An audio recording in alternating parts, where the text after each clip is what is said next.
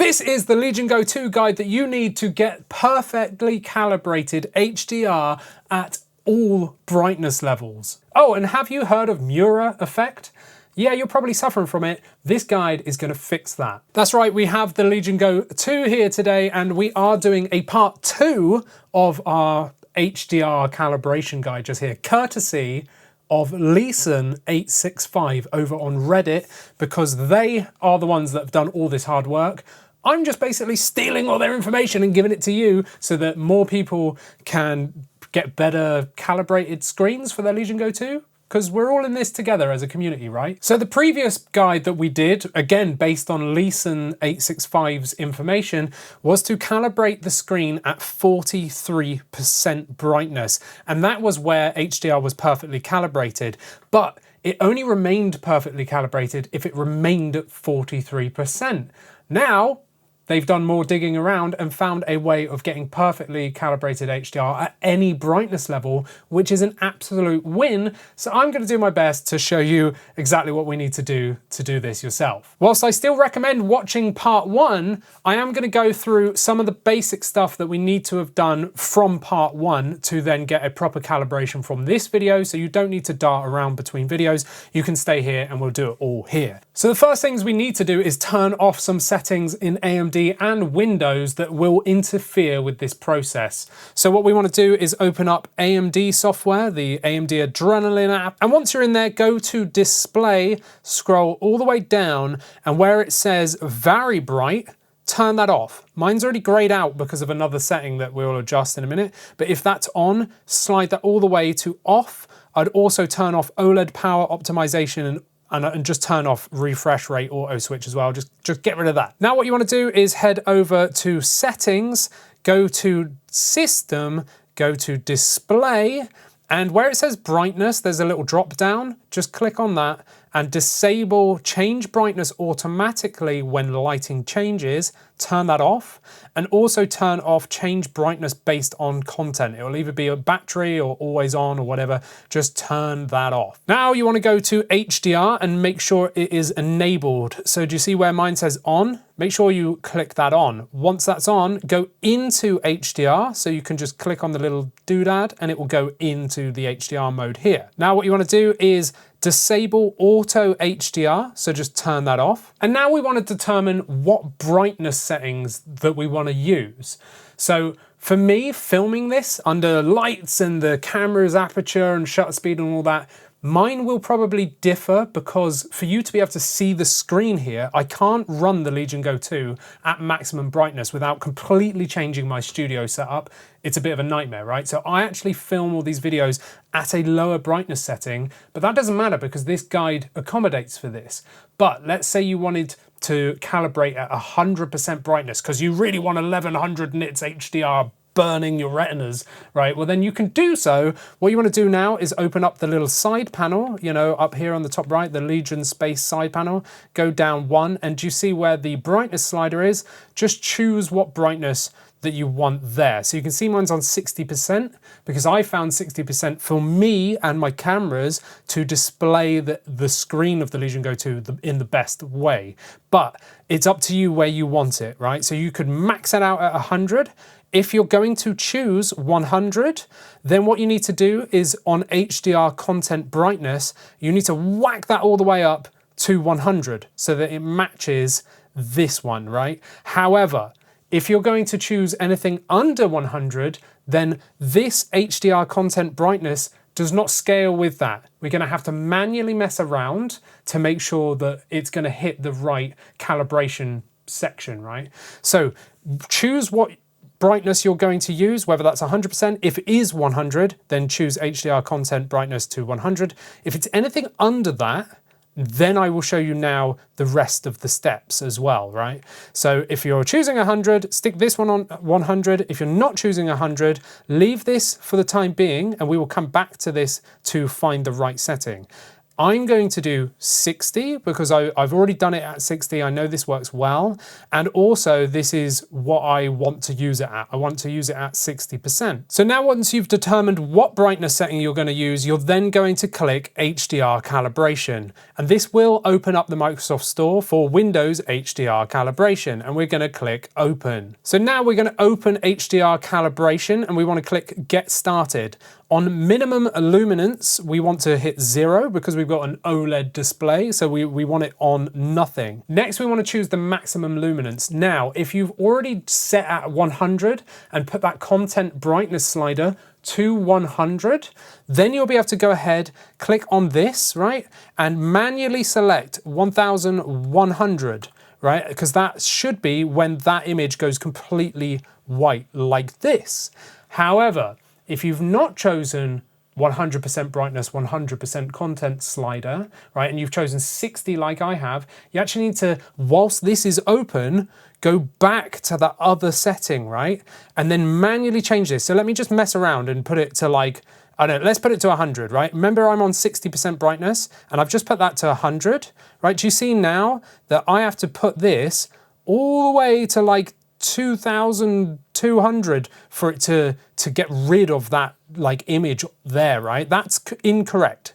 That is not right. I want this to disappear, this image to disappear at 1100. So what I've been doing is opening up this and just sliding that down, going back to that, nope, it's still visible. Sliding that down some, nope, still visible. Sliding that down some, nope, still visible. Now I know for 60% brightness on my panel, it's actually dead on 15. I've done 14 and 16, and that's a no. It's dead on 15 for me at 60% brightness. And now you can see that at 60% brightness and 15 content slider, that image has changed, right? That crosshair is gone. So if I move this down, it comes back. But if I move it up, it's obviously going to disappear. I want it to disappear exactly at 1100. So I'm going to just select it with my D-pad because it's far easier to do it this way. It's way more accurate. Now again, if you've not chosen 60% brightness, maybe you've chosen 50 or 65 or 75 or 80 or 91, whatever brightness setting you've done, just keep this open and go back to that content slider brightness, right? And then mess around until exactly at 1100 nits on this page disappears that crosshair. Once that's done, we're ready to do the next step. We click next, and we want to do the same thing here, but we've already set the content brightness slider, right? So I know now that this will be dead on 1100. That's 1070, right? And I can still see it. Might not be shown on the camera, but if I go all the way up to 1090, I can just about see it. 100 on the nose, it is gone because I've correctly set that content brightness slider. Now what I'm going to do is hit next, and then this is just down to personal taste. This is color saturation, it's personal taste. I like boosting the saturation up to 30. It's just subtle, it's not over the top, just a little bit more, and that's great. Now what we want to do is hit next. And now you can see the before and after. You can see here it's clipping loads, whereas on this side it's not. Hopefully the camera can show that. Now you get to name your profile. Now I highly recommend that you name it with the brightness percent that you've used of the panel, so 60% brightness, let's say, for example, or 90% brightness or whatever. But before you're done, go back to the content brightness and remember exactly what number you've set that to, and make sure it correlates in your name. So I've actually got, for my profile name, for 60%, I've put 60% because I know that that's going to be the brightness. And then I've actually written content slider 15. And then I've hit next or finish, right? And now I know that that's the number. If I ever needed to do it again or whatever, or if I click on that profile, but the content slider's moved, well then I know, oh, actually I need to put that to 15 because that is something I will talk about now. And what I can do now is go to display. So I'm just going to go back one, and you can see here it says color profile. As I said, I've written 60% content brightness at 15.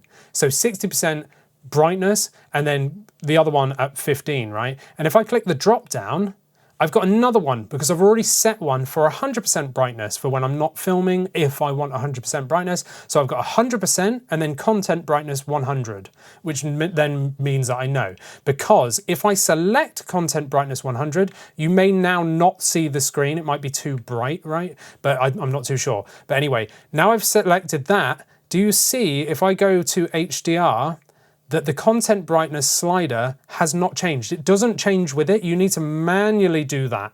So every time you change brightness, you need to select the actual color profile and then go back to HDR and then select what slider value on HDR content brightness should be, which is again why I've put 60% plus like 15 on the slider, so that I know, okay, once I've set that, I can go here and go, okay, now I want this on 15, right? So I'm going to select 15 there. I'm going to go ahead, drop my brightness slider down to 60%, right? And then what I need to do, the last step, is go to display and change my color profile to 60% content brightness at 15.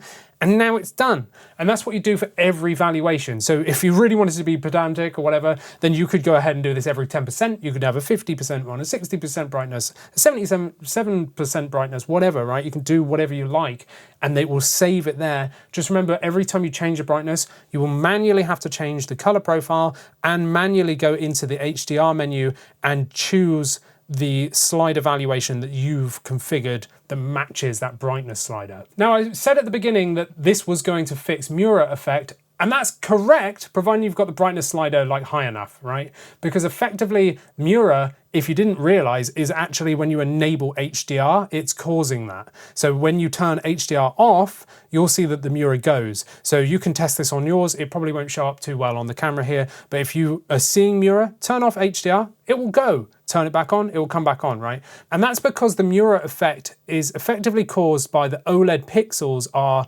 being unstable at low voltages when at low brightness. The more brightness there is, the more voltage going through those pixels, and the more it's going to reduce Mura effect. So if you've just done this guide at 100% brightness, right? Now you shouldn't be getting any Mura effect, which is really cool because those pixels are getting way more voltage, right? That makes a lot of sense. Obviously, the lower you go, the more likely you're going to introduce Mura again, which is why we saw a lot of Mura effect at the original guide's 43% guidance, right? But now that we can do it at any brightness, you should be able to get that, get around that by just pumping more power to those pixels by increasing the brightness whilst following this guide. So now you know exactly how to calibrate the screen on your Lenovo Legion Go at any brightness, which is absolutely amazing. So a huge shout out from myself and the whole community of Legion Go 2 users to Leeson A65 that has done all of this hard work, not me. I'm just reiterating it for you to spread the word, right?